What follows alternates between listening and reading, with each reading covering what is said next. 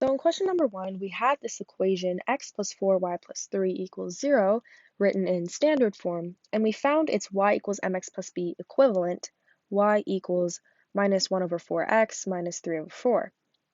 Now looking at this equation, if y equals mx plus b, we know that anything that precedes the x is the slope.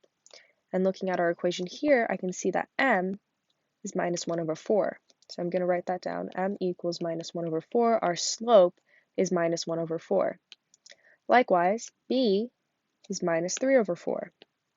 B equals minus 3 over 4. That's our y-intercept. Knowing this, I can graph the curve.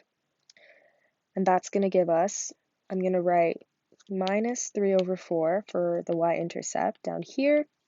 And I can see that the slope is negative. That means that the graph is actually going to go in this direction rather than commonly in this direction, which is what we're most used to seeing. So I'm going to draw a straight line going in the direction I just showed, passing through minus 3 over 4, our y-intercept. And it doesn't have to be to scale, just has to be accurate.